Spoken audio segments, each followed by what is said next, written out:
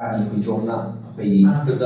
Masigi, Tormasi, the Sophia, the Biba, Baitism, Ulvenana, a Yusizapa, artist, actor from Namaksimbu, Ipokon Kurumjari,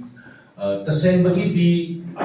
Aquina, Mi Yamdi, Tormsi Yamna, Chow, Dana, Simba Mantra, Aquina Yam Chow, and Kaline, Masi Yimbuko, Sika, Si, Zumam Mema, Amamba se, Aquina, the Winema. Marandi ekui taihong fala se nasi ekui kamlai fa ase awa na kuyo mo na yomjalaga layer by layer ekui si yomjala kanda karam bomba tamdano ekui nang asiti kalaga haibetan mo no ko do mapam leite kutimak te yemo tamda ngarang mak ekui secretary ga adigi ekui prem yaure ko adigi ekui boyai adigi mayam si tawra kanda ekui si borum masam yaur kanda relief camp sa Relief came to Sakamatanga, say, Wamble the Sally, Wanging the Sally. Amatan Tanzango, I want to sit mine with the Mata. Matu the Sambamatamda, relief came to let me my answer to get sad enough sack from the say. Numi couldn't be Mokogi Tomiba, Gon Achobudo, Madu Mari Tomi, rice cooker Achobudo, Mari Tomba. Naram this scene later than oh, Onka Tomer Memo. Adudi. Meeting to lay Romans do Kanakara Mokalo, you said. Madu lottery to vote like a Mokalo, the Libra, none of what came outside with the Mokalaga, who the Saba with the Mokalo Libra. Yensiko, see Awabasi, Equi, Tiberin, Marandi, what in the way I said. Mapam to the Salaga, Equi, Makadigi, Gumbel, among none the Kupatsa over there, among Pirude, a doing one in dark, I could meet the Pita Halaki. Karai no kwin mai do ise karai no kwin flungi karai no kwin lam de ko khedo ise karai no si nungdinda mchali nungdinda koi kam kya pemton college da libo relief camp sali mekola gi gulab higher secondary school da sali mapam de so kwina kampal blanket se koi yen da sale ko asi no war ma matam sidida ai koi artist koi basing ai koi kani do bani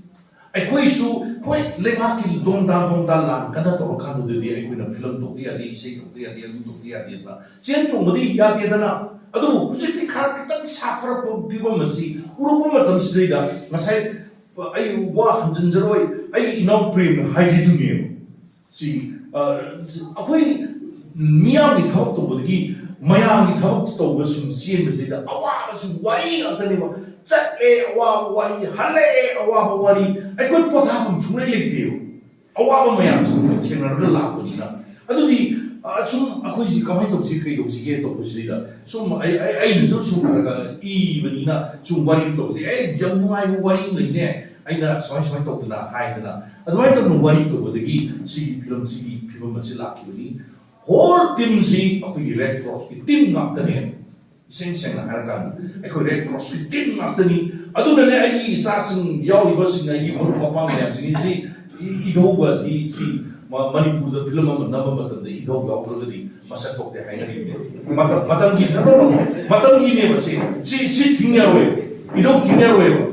ido adu kali to we ai na mon haine ai na pa sayang ro ya we ko hai ni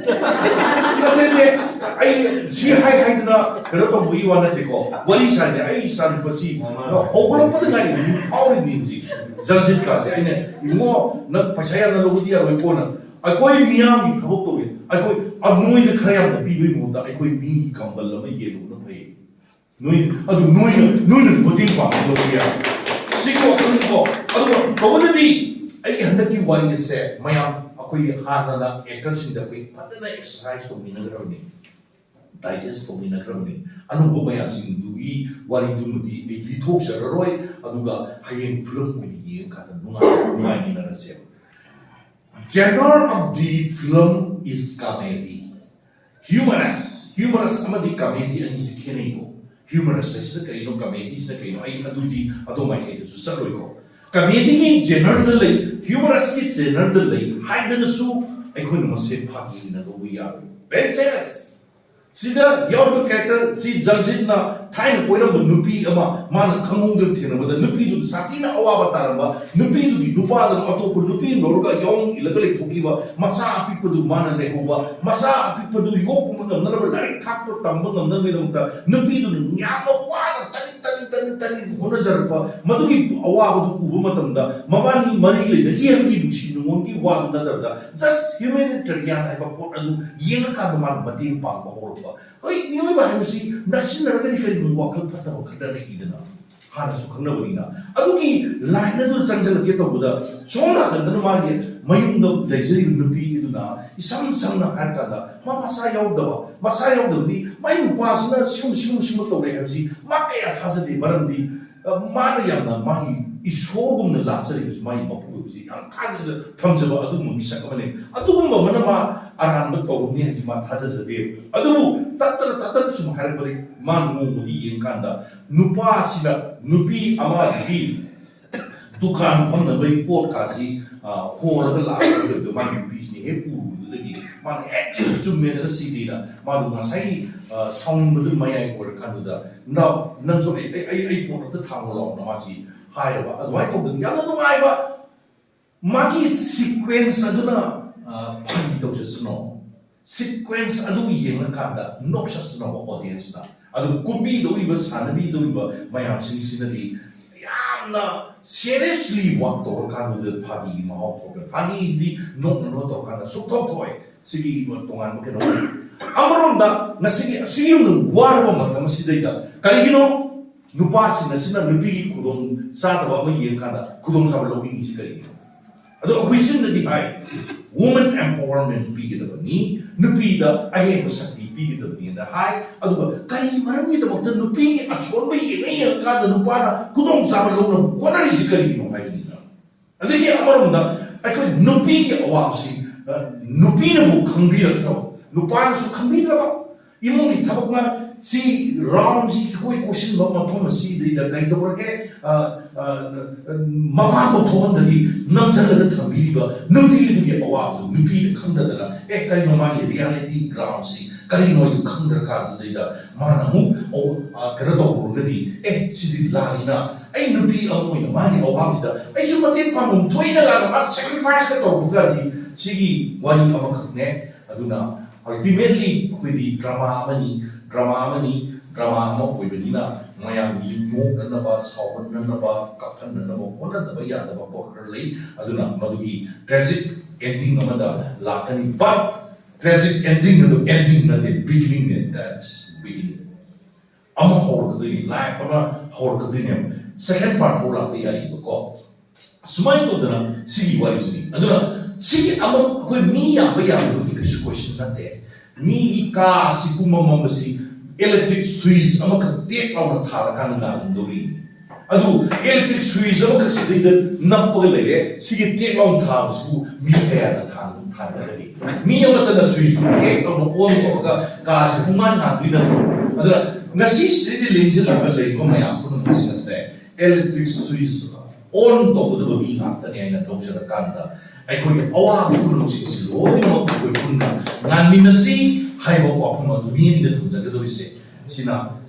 kana le ke adu actors in da amatan da ile thum ja di madi actors in se tarai lo bi no ko ai film adu me ada ku me ai actor ka mane na never ma du da ai koi ego rom da sa ka ya ti actor si mun han khang bi ko actor si ka no actor si is at this ocha ki role ne to the society lo bi se adigi atopa amada mase philosopher amane actor is a philosopher ko philosopher amane si ma khanda ni pu ni maki system of society ki le go ma apno si loi pu ni other me amadu yenga da is a visionary man u bi khali ba mayam tung de kai ko ba kamai to ba kai to ba hai ban si ba mayam si u ngam da ba si actor ni quality ko ina ha si then adagi kai ko ka to ri madu de gi madu da history ya no ko de da ba ne history ya no you create a history na ko ina si acting no to ba full mo to bi se you create a page of history na ta piece of an E. History of doing after the few years, or doing Luratra, I see a little party dog upon it. Then, as if Matu the entertainer Amazu, I don't know. Entertainer. Me, no, I am basically no party dog to happen my real. A while Kando, a while the night, Pablo,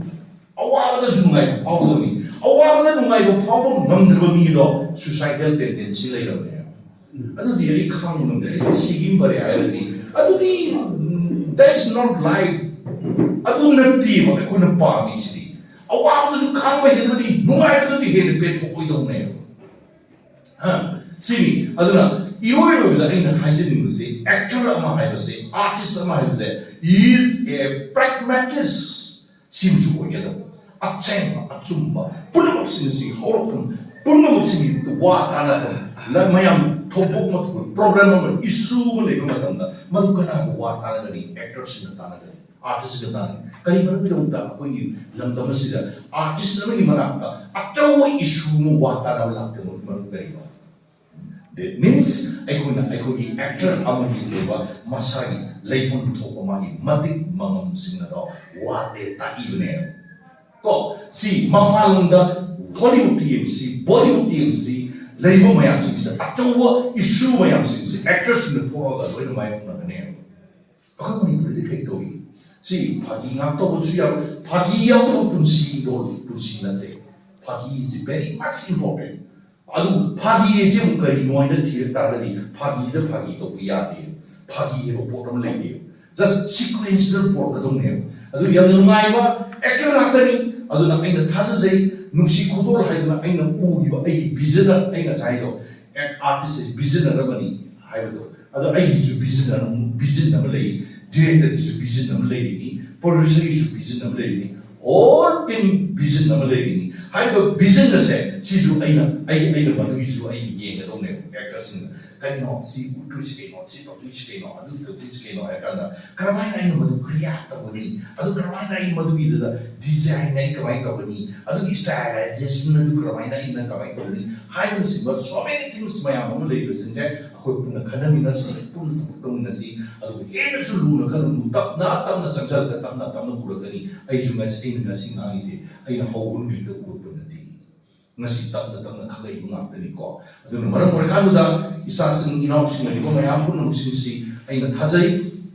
sub saw berwa project ang katori basi day dah nak koi dah sinari ko thotang pun nung sinasay nak koi na kok thong na bang gani nak koi na bubung gani leng thong na bang gani adu irai na nang na wana puri budu miyam mangga thel kada mi pura mukit mai budu pi nung gani ay ba wakalo si thamaga loina na koi dah ekoi project si pun nung ina bagi madu kita orang tu sinari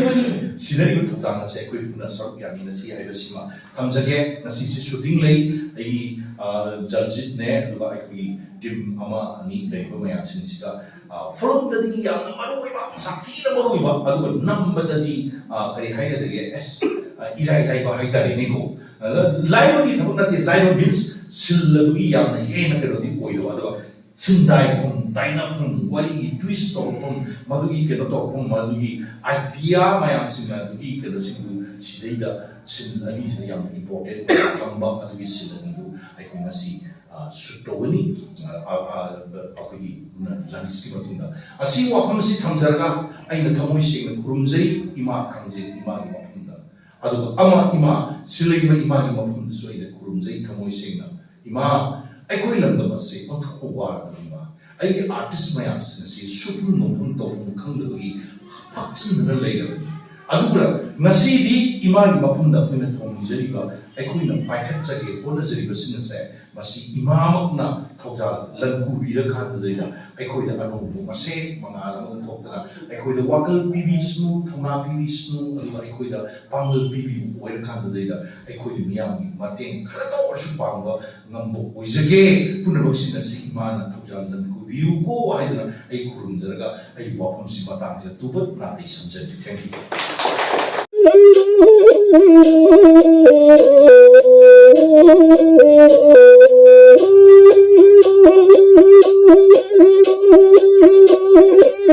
Oh